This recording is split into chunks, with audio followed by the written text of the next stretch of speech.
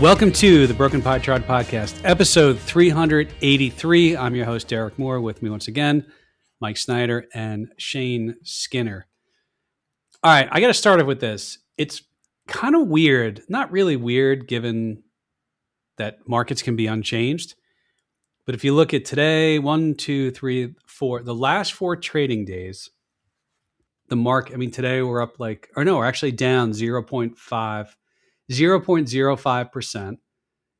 And, although the range was higher yesterday, the day before, we're kind of settling into almost these unchanged areas. Given all the news, and we had Micron earnings, we had a number of things. If nothing else, it's just curious. That's all I'll say about that.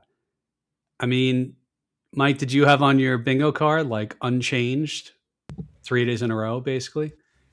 No, especially if you look at how some of the individual names moved. It's surprising that the market just was sort of flat. You have this push and pull right now with, Micron having good earnings, and it looks like maybe it was going to come in and move the market higher. But then at the same time, you had, some of the big tech names like Google and Apple and Amazon trading lower. And then you have, some value names coming back into focus and performing well. So a lot of moving parts, but at the end of the day, it all washes out to sort of a flat market the last few days. Well, Mike, isn't Micron value now? It's in the Russell 1000 value.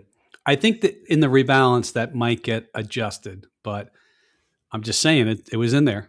Good for value. Yeah, it is. Shane, you look at, Apple to me was the big story this week. And although it recovered today, the all-time high was 317.40. At the close yesterday, it was, lower than 275, goes back up today, 283. Okay. Some of these names, and it's really the mag names, are not doing well compared to everything else. We looked at the RSP, the equal weighted, versus the S&P versus some of the, the Mag 7, and I use MAGS. It's just an ETF. I think it holds all 7 of those.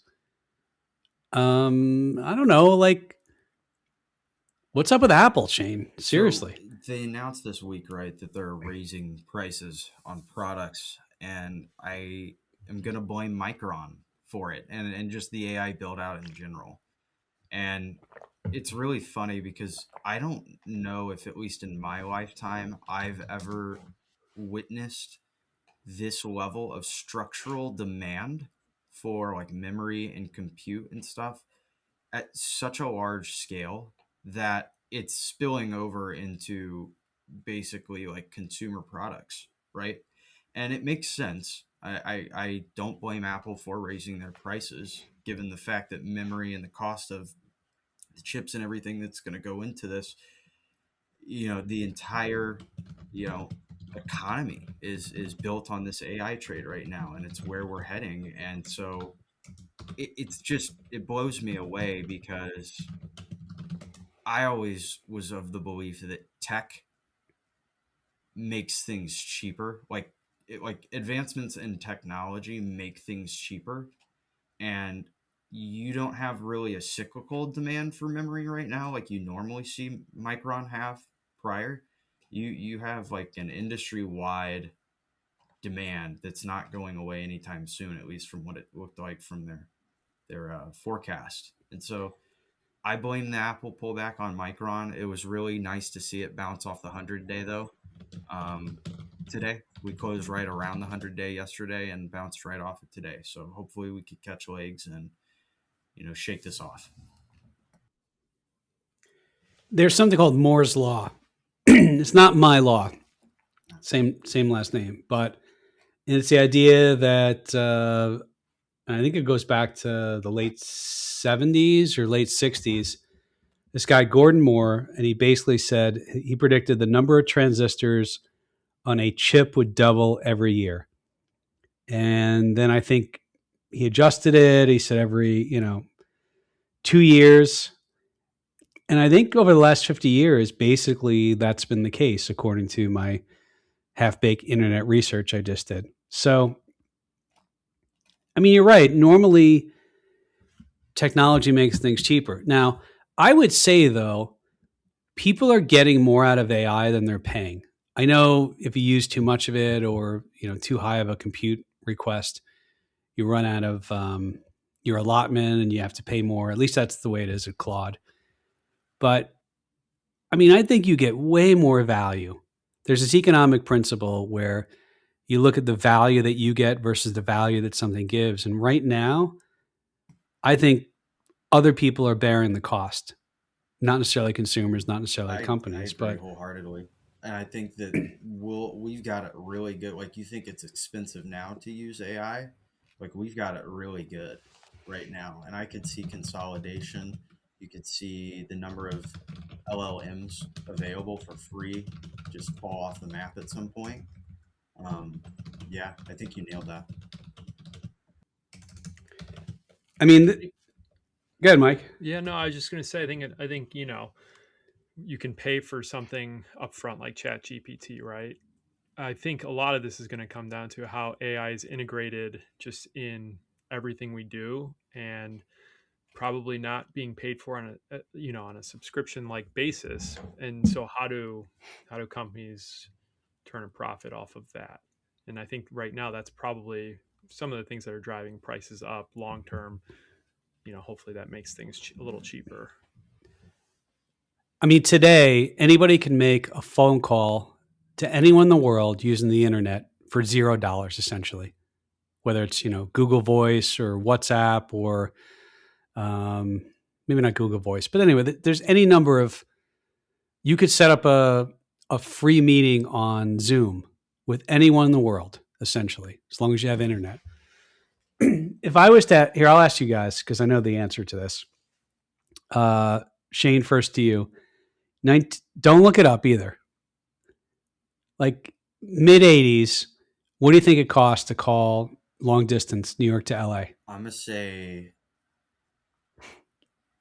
10 cents a minute. 10 cents a minute. Okay. Mike, what do you think? I'm going to go with 25 cents a minute. Okay. Inflation adjusted, a 10-minute phone call would cost $12.36 in today's dollars.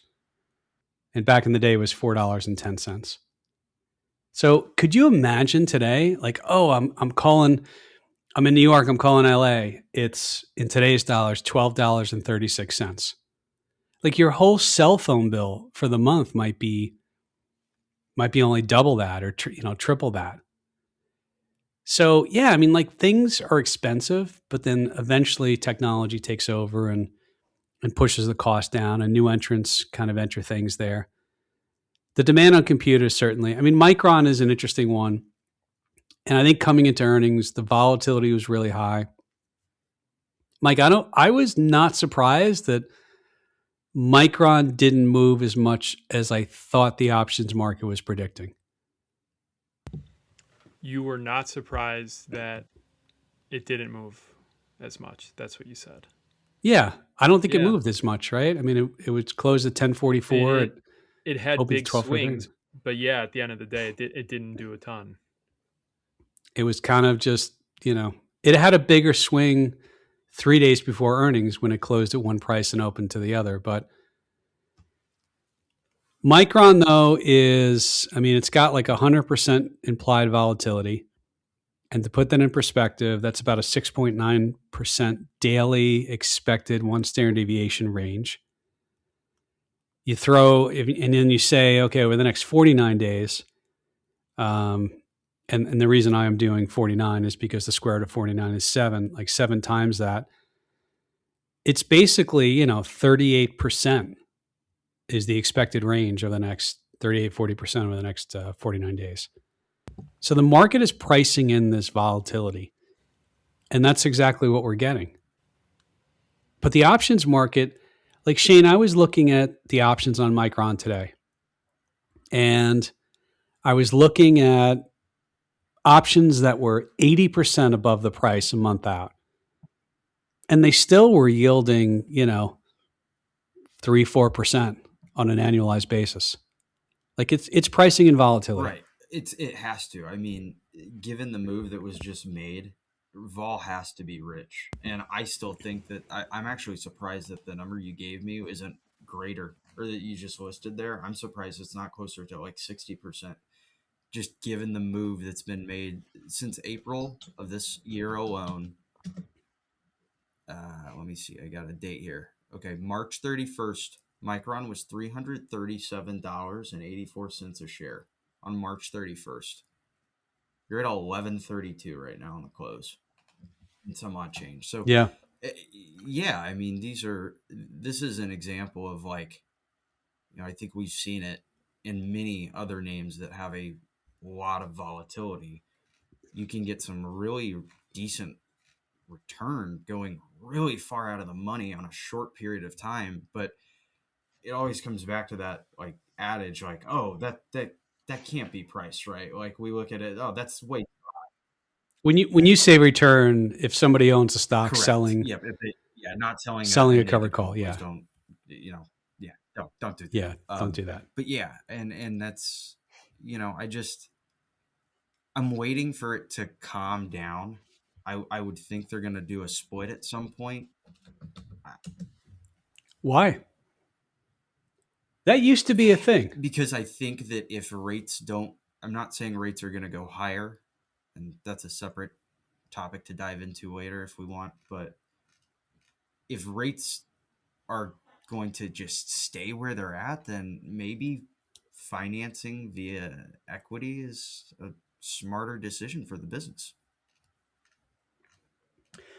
All right, so here's the other question. For a while, this market was oil's down, market's up, oil. I'm not sure. The market hasn't decoupled completely from that, but oil's broken. It was back down below 70. I think it closed right around 70 WTI anyway. And the market wasn't necessarily up. And I bring this up, Mike, because I think it's one of those things that matters when it matters. Maybe oil will just not matter anymore. I think it's mattering less. And I do think that it has helped, sectors like consumer staples. I think maybe that's a reason why we saw some strength there this week. They ended positive for the week with oil selling off, and, names in that sector are, Costco, Procter & Gamble, Coke. So the thought is with lower energy prices, maybe the consumer has, so some more money to spend, or those companies are able to earn a higher profit margin. But it does seem to be mattering less now that oil is back to lower levels. I don't know that it doesn't matter at all, like you said, but I think it's certainly taken a back seat to the AI trade. So I'm looking at the Strait of Hormuz commercial vessels. Michael McDonough, I believe from Bloomberg, he puts out these great charts on Twitter, and then I try and recreate them in Bloomberg. The last one I have, 39 is the vessel count from June 27th. So that's yesterday. And some people have said, well, a lot of ships are turning off their transponders or doing whatever. It's pretty even between east and west. I actually don't know what that means, but they're not just getting out; they're going into, I believe so. Pre-conflict, there were something like 120, 130 vessels a day. So the other day was kind of the high point, about 57. But you're starting to see vessels cross there. I don't know. Like the market is always like, this is what we're worried about. And sometimes when you get the relief, it's like, let me move on to the next thing I need to worry about. We'll see what happens with this. But I think we're back in contango where the front month, I believe the front month is lower than the other months. It was switched in backwardation for a while. So maybe this doesn't matter anymore, or it matters until it matters. But the market's moved on to something else. All right. let's go to.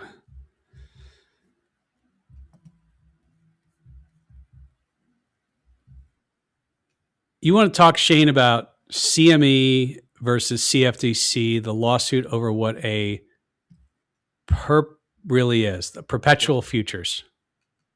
You want to give us like the 10-second version of this? Earlier this month, CME Group essentially filed a lawsuit to sue the Commodity Futures Trading Commission, CFTC, the very agency that oversees CME. So it's kind of funny in a way that it's backwards, right? The regulators are getting sued by the people who they regulate.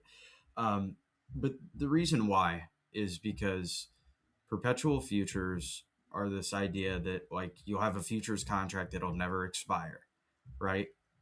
And the CME specializes in futures trading, obviously, and their contracts expire, right? On the index, you have quarterly. On stuff like oil, you have monthly, right? Depending on your product, that determines how many expirations or maturity dates, if you will. But it basically, this takes a huge piece of their business away from them if these perps are allowed to, exist and grow the way they're being marketed now. And so CME is naturally saying, no, I don't want you to take my market share. And they have a legitimate argument, at least they claim to, in that I believe it's Dodd-Frank. Basically, they're trying to say that these perpetuals should be labeled as swaps, I believe, instead of a futures contract. And so this is pretty historic in terms of what this decision is going to imply for the future of markets and sort of this space. Let's take it back to the person who is investing in futures and kind of break it down from there. And basically what Shane is reading from the news story is that a perpetual future, like when we look at charts on futures, there's what's called a continuous commodity chart. And that just charts what's called the quote unquote near month or the active month, the price, and it automatically switches to the next month. In reality, if you are buying corn futures or oil futures, you're buying a specific month.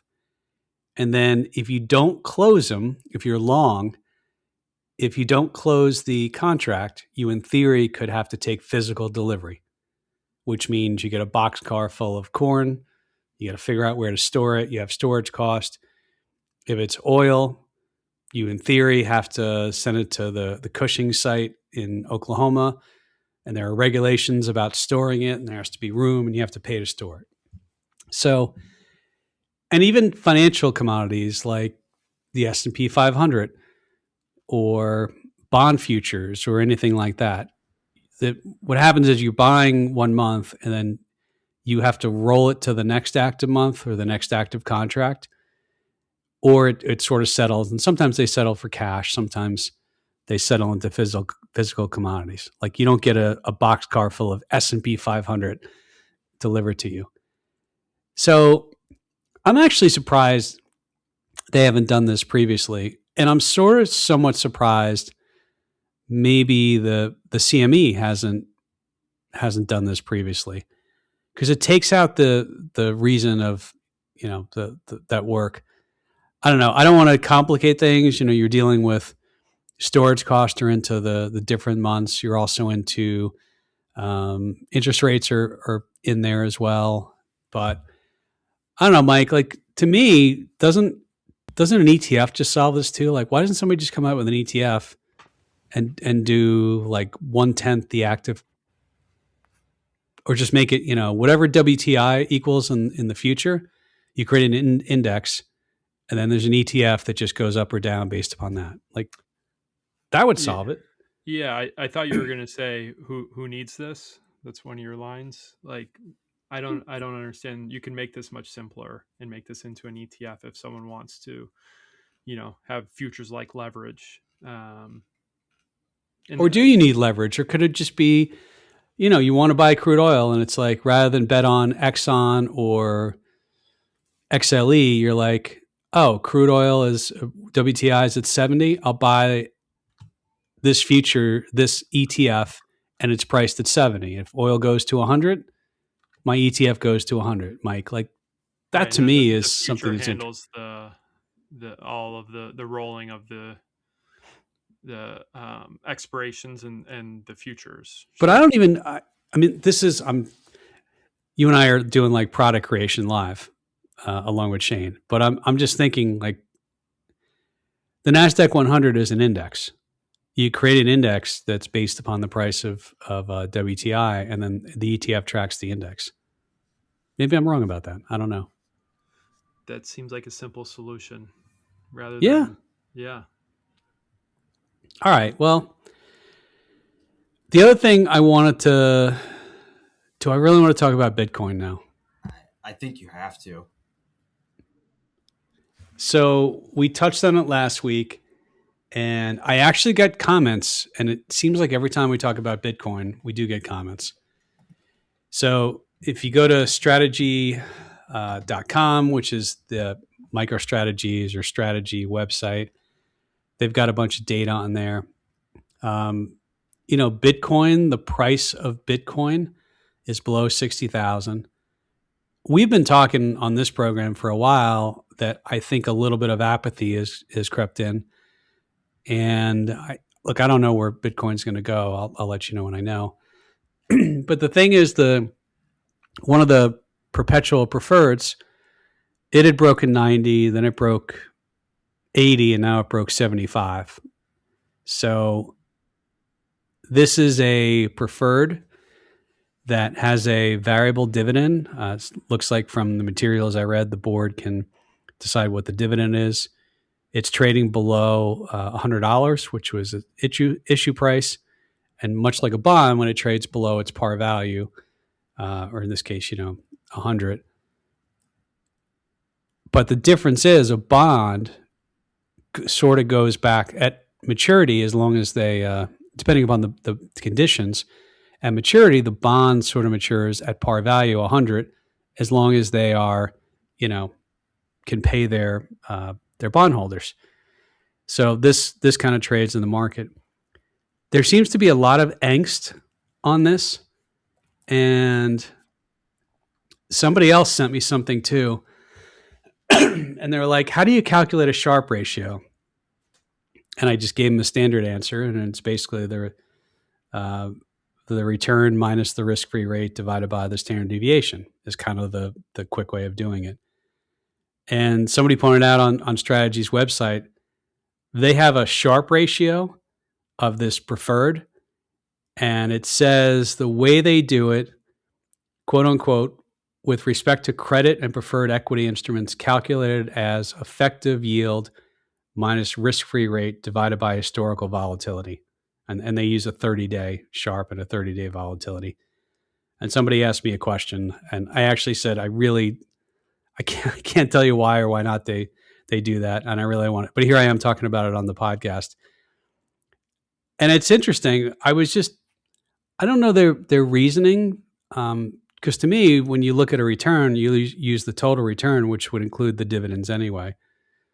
But I don't know. I mean, I don't know what to tell people on this. I always go back to what's the risk-free rate, what is the yield on something, and if there's a distance between those two, that distance is a back of the envelope way to say this is my risk. So, Shane, I didn't really want to talk about this, but you got me talking about it again. I do want to ask you this, okay? Because yeah. I was in college when XIV blew up, the Credit Suisse product, the short-term vol futures ETF. It was an ETN, actually, exchange traded note. So, yeah. Follow me. I think a lot of people at that time thought that it was free money because it just kept going up. It just kept going up, and vol stayed suppressed on the front end. And, I think people kind of thought the same thing with Stretch here. Like, if you've held this since it started trading in, I think, July of 25, it's fluctuated maybe down to 90 a share was the low. $100.42 was the high. But you got almost 2 full years. You got a little over a year and a half of this basically staying close to that $100, target and paying yield. And so, I think this just goes to show you that anything that seems like free money or easy money, it can last, but eventually, it turns. And I don't know what I would be doing right now if I had bought this at 100 and now it's trading at 74 and a half. It's tough. And Well, yeah, and unfortunately, Bloomberg, because this is a preferred, and I can't quickly just see what the total return on it is. But in fairness, to evaluate something, you want to do the total return, dividends plus any plus or minus. But I will just, I had a question on this, and the thought that this is pegged to 100, I don't believe that's the case. I believe the company or Michael Saylor, from what I've seen, and I haven't seen everything, he kind of said, well, we can raise the dividend to encourage the price to get back to 100. If it falls, you go to 100. And then I think anytime this was above 100, I've read reports that said that they would issue more of these preferred shares and then fund Bitcoin purchases. So I don't know what to tell people. It's I always go back to what's the expected return and what's the risk-free rate. And if you know nothing else, like that's all you need to know.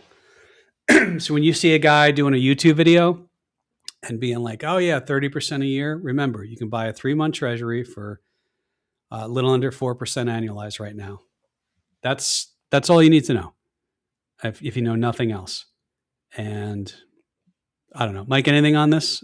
I kind of want to move on though. No, we can move on. All right. Should we do Sortino ratio on it? Maybe I'm not being fair. I'm kidding. They don't have a Sortino on there. By the way, Sortino ratio is, when you think of a Sharpe ratio penalizes up and down volatility the same. So let's say you have random, totally made up asset, 10% a year with 10% volatility. And then you have it go up 100% with 100% volatility. Like you'll get penalized that in the Sharpe because your volatility increased. But Sortino only looks at downside volatility below a certain, a minimum level. So, all right.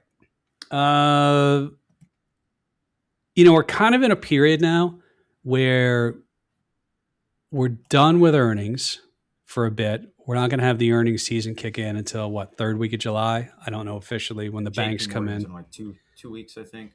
3 weeks. Yeah. Is JP okay? So they'll be a little. I guess we are almost in July now. So it's coming.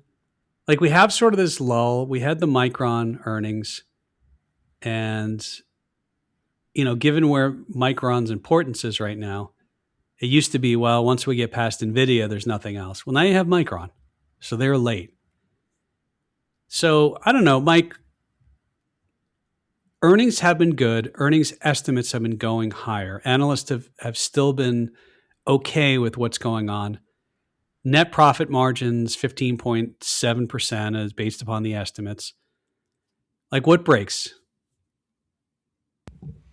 Yeah, I mean, like you said, we're in this period now where we're waiting for earnings again. We sort of went through this in Q1 where oil became this big story before earnings were out because those were the numbers that we had.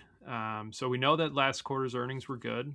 I think right now attention's turning to interest rates.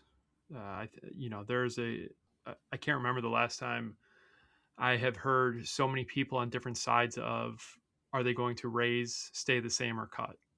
And so that I think that push and pull there is going to affect things until we start to get some earnings numbers again. Shane, what's the company you're most looking forward to hearing earnings on? I know we're still a couple weeks out. This quarter specifically, um,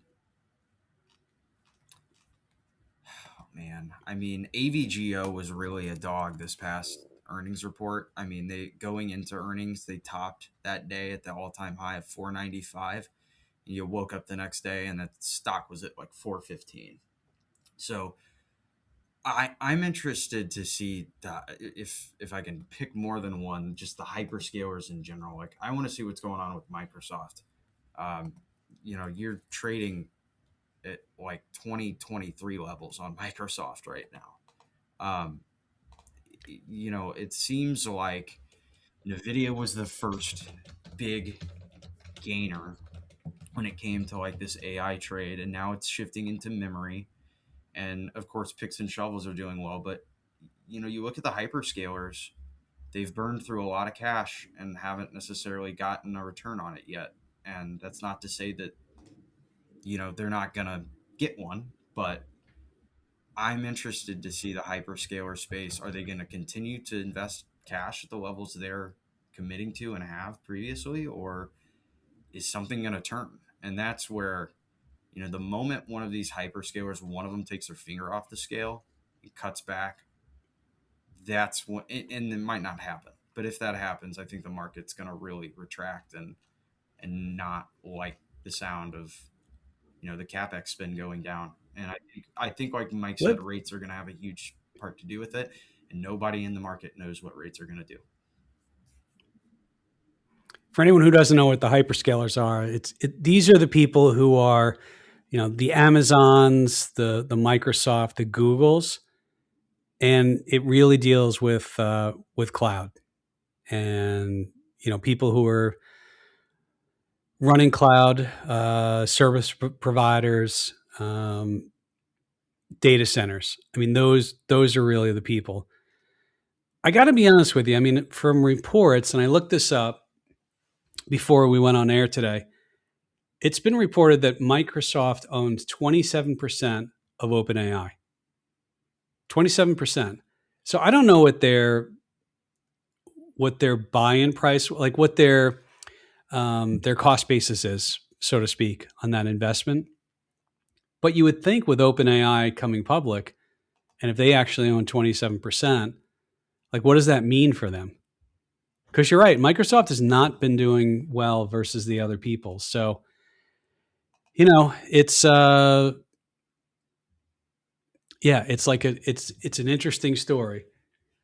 Shane, I know you've made the case before that this is a free cash flow story. So these companies were free cash flow cows, meaning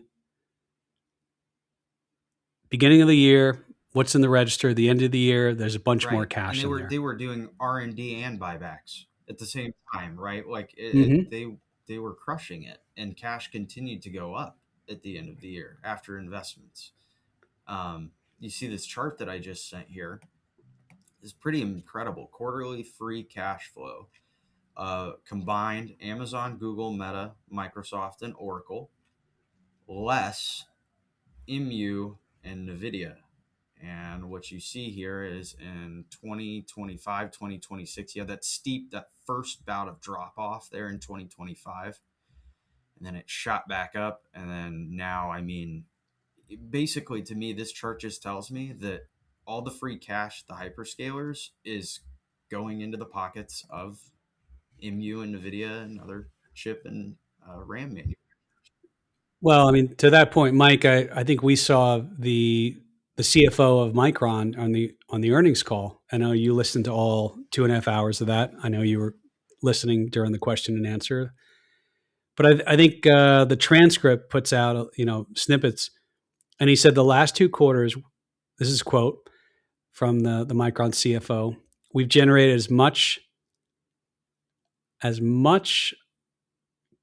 free cash flow of the company's history. Okay, this is really poorly worded, so this must have been AI generated.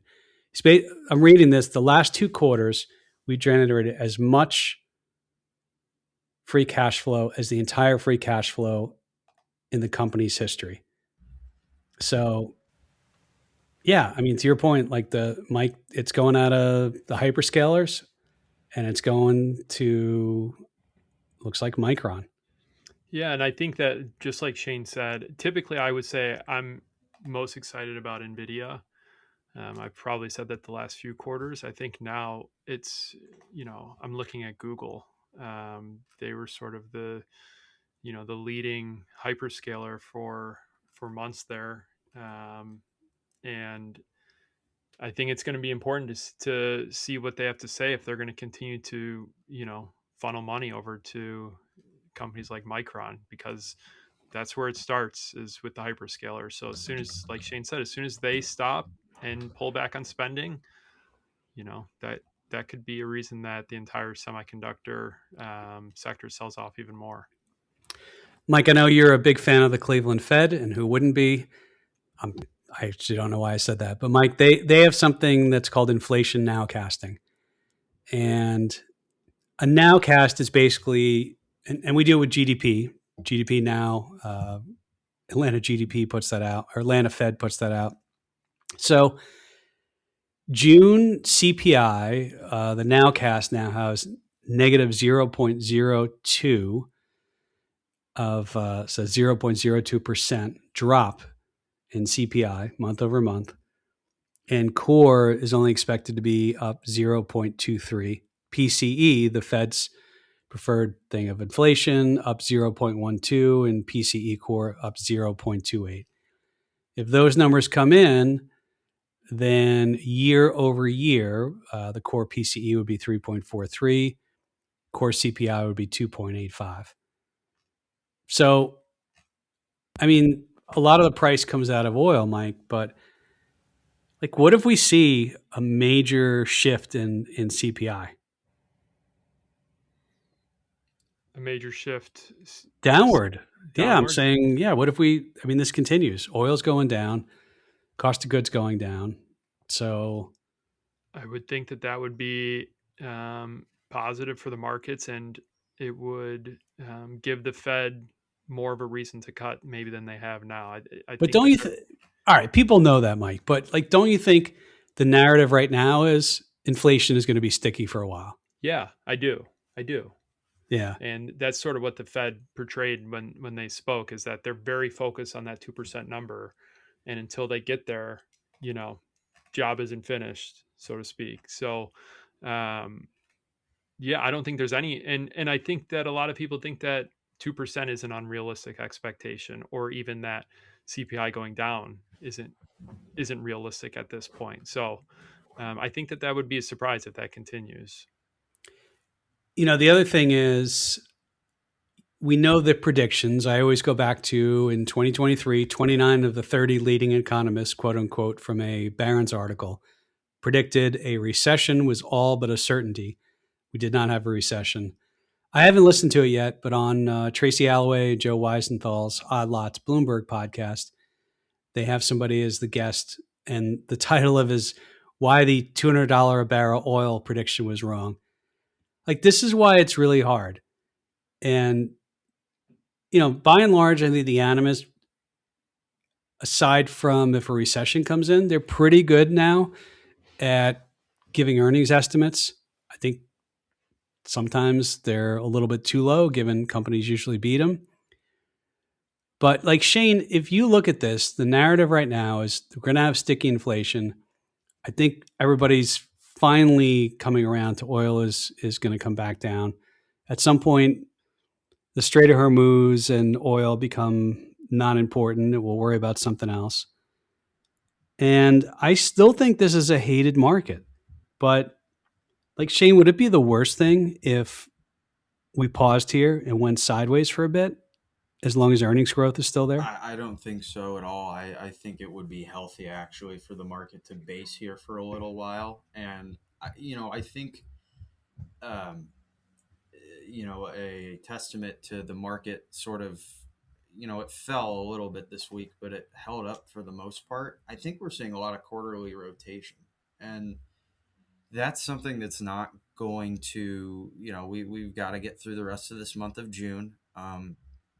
But, you know, I think that the Fed and Warsh specifically, being short not giving a ton of forward guidance early on was actually really smart on their end, because I think that we're all just waiting to see what happens to inflation data once oil's back down. And I think that they're in the same boat. They don't want to make a call on raising or cutting or give any type of forward guidance when you've got this geopolitical situation that did what it did to oil. And now that it's back down, I would say within probably the next 1 to 2 Fed meetings, we'll probably have a much clearer. Maybe he won't give forward guidance, but I just still think things will be a little bit more clear. I also think that there's a huge narrative out there that we're living through 70s style, like reinflation, like that happened in the mid 70s. And I would argue that the difference there is that it seems like the oil situation has resolved and the economy's strong. You've got good GDP. Jobs data has been fairly healthy. And, I also come back to, again, maybe inflation is going to be driven by this demand in tech. Like maybe that's where, if it stays a little bit higher than 2%, I wouldn't be surprised, given the fact that my entire 10 years I've been paying attention to the markets now. I've heard 2% my whole life, basically. I don't think I've ever seen 2% quite hit. And so I don't think the Fed fails if they don't hit 2%. But, it's like you said, it matters when it matters. And so hopefully oil continues to go down and the market can focus on bigger and better things. I'm just going to tell you what the FOMC members think is going to happen with inflation. It doesn't matter. Like everyone looks at the dot plot and says, oh, they think this, they think this. Can I just tell you, if I go back to 12/16 of 2020, I'll send this to you. And we look at the Fed's projections. So where did interest rates go in 2021, 2022? What was the risk? It was like 5%, the risk-free rate. I think. Yeah, no, that's right. So I'll send this to you guys. The audience can't see it, but I'll talk everybody through it. So here was the dot plot at the December 16th meeting of 2020. And the members, all of the members said the median of the FOMC dots projection for 2021 target rate was 0.125%. You guys really nailed that one, Fed. Oh, what do you think the median projection was going to be for 2022 for implied Fed funds target rate? It was 0.125%. Great job forecasting that, Fed. There was somebody who put a dot in for 2022, one person who had the Fed funds target rate at 0.375. If you're doing closest to the number, congratulations, whoever that dot was. You got it closest, but you were still like 450 basis points. Like none of this stuff should matter. And I don't know why we go and we look at the dots and we think that's any indication, because time and time again, their dot forecasts are just plain wrong. End of rant. All right. Am I too hard on the Fed? No, come on. I mean, I don't know about you, Mike, but there seems to be no value in this. And I'm starting to come around to the idea of Warsh not doing the dot plot anymore, because it doesn't really seem to hold any value here. I mean, do the dots give you at least members' perspectives on whether they want to change rates or not? And if that's the reason to use it, then you should probably just get away with it or do away with it, right? I think that's the only thing it tells you, like their point in time, what their forecast is. Well, and that's a good point, though, Mike. Are these plots based on what they think interest rates are going to do, or is it what they want interest rates to do by that time? I think is what they think. No, what they think. I mean, that's their projection. Yeah. I mean, it says a projection. So, I mean, if I go back, unfortunately, I can't go back to like December meeting of 2009, but they all said rates were going back to 4. longer term, and it was a decade of zero rates. Like, these things are useless. But you're right, Mike. I mean, in the moment, you know what the Fed members are thinking. But Bullard, more than a couple years ago, he didn't put a dot in, and Warsh didn't put a dot in.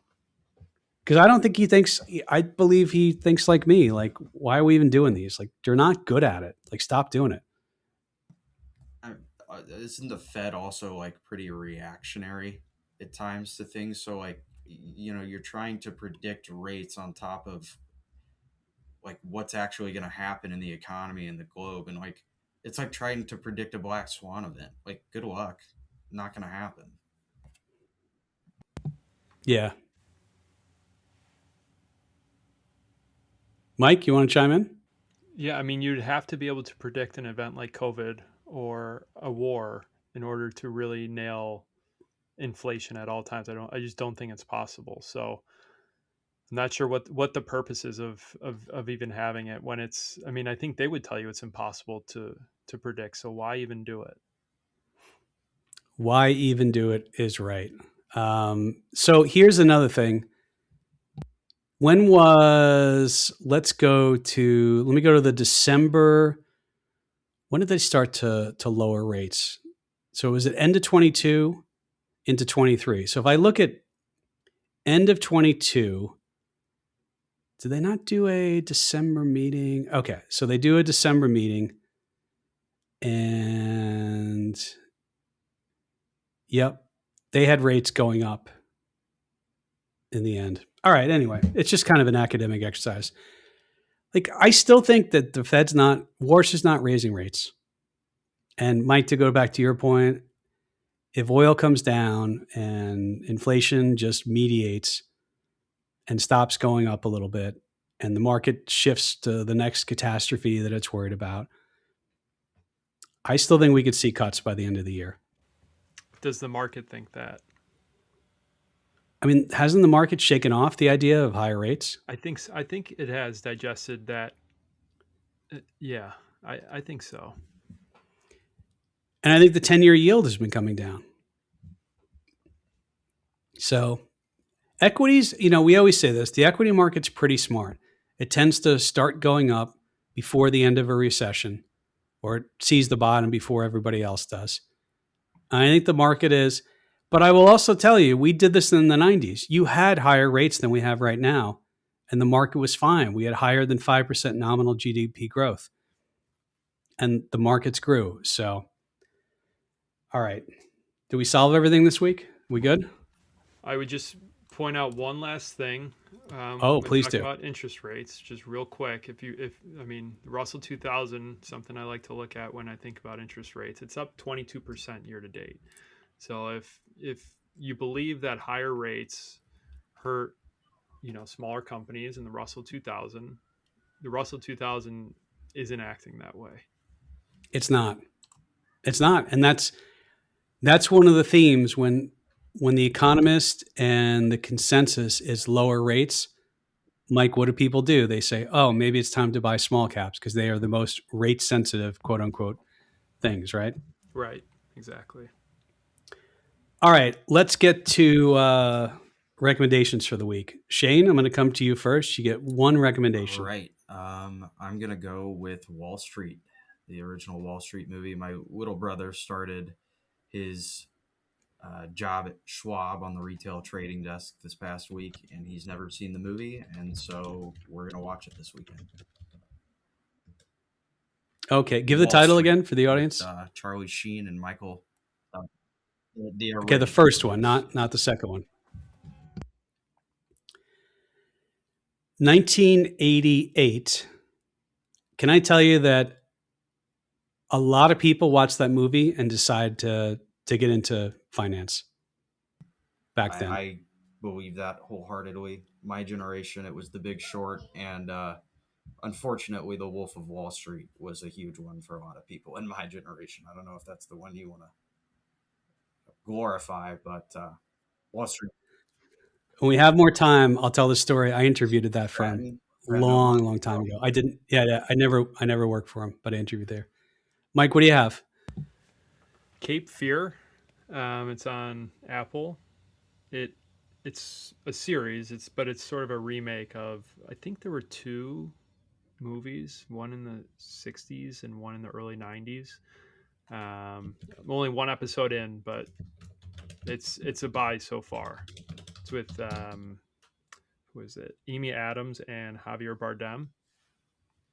And Javier Bardem plays a convict who was just released from jail, and um, it's good. So is this the movie? This is based. It's like a serial episodic show based upon Cape Fear movie, or is it totally different? No, I think it's based on the movie.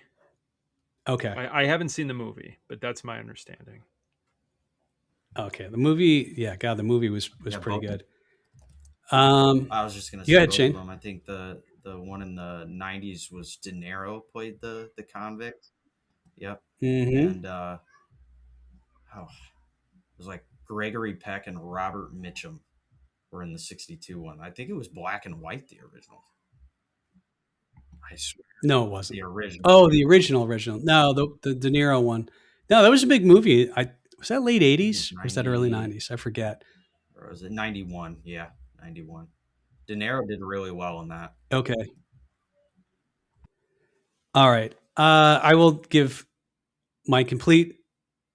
I'm gonna do a strong buy recommendation. I talked about the book last week, Tunnel 29. Yeah, Tunnel 29, and this is a story of a group that was digging tunnels under the Berlin Wall to get people out of East Berlin into West Berlin at the time. I'm going to give it 2 thumbs up. It was written almost like a fiction book, but it tells real story. And the author, she was able to look at old, like East German intelligence files on people and all sorts of stuff to actually bring together the story and interview some people. So Tunnel 29, Helena Merriman, that's a strong buy recommendation for me. It's on my conviction list. And audiobook is good too, I thought. And then The Bear is back. You both are in Chicago. The pilot was filmed in what is that? Chicago Beef? Is that the place? Do I have that right? Is it Mr. Beef? Mr. Beef. Mr. Beef. Okay. So, and I think I was in Chicago. I stood outside the front. It was closed that day, and then I did have my picture taken in front of it. But and I found out the actual owner. I think he's appeared in the series as different cameos, and he wound up being a character, even with some speaking parts. The last season is back on Hulu. They dumped all the episodes, and that's my pet peeve when they give you one episode. So I started watching it last night. It's a great show. It is a little bit slow moving, but if you're a big fan of the acting and the dialogue, I mean, it's like next level acting. So The Bear, Jeremy White. I was surprised they got all the cast back together to do a final season. I will say some of the episodes are really short, like 20-minute episodes. So maybe they only had them for a limited amount of time. But do you guys watch that? Because you guys are in Chicago, right? Yeah, I've seen every season. I haven't started this one yet, though. I think they also released like a pre-episode. I don't know if you watched that. I did. Okay. Gary. It's supposed to take place in Gary, Indiana. So it's close to me. I'm not going to give away my location to our listeners. Sorry, guys. But yeah, Gary, Indiana. Bears are actually, it's so funny. The show's called The Bear. They did the Gary episode, the prequel, and now the Chicago Bears are basically moving to Gary, Indiana. So is Mr. Beef still? Oh, yeah. It's still around, right? Is it? All right. So do people go there because of the show, or do they go there like? Do you have a review of Mr. Beef? Is it 5 stars, 4 stars? What do you think? I think right now people go there because of the show, but it's been around for a while. It's good. It wouldn't be, if someone's coming into town and they just want a really good Italian beef, it wouldn't be the first place I'd send them, but it's good. Would you send them to Al's or Johnny's? All right. That's Al's or Johnny's. Okay. All right. Hopefully Al's or Johnny's or Mr. Beef will send us a coupon or a t-shirt or something for that Anyway, all right. That's it, guys. We did it. We'll come back next week, and we'll see everything we got right and wrong. Until then, see you, everyone.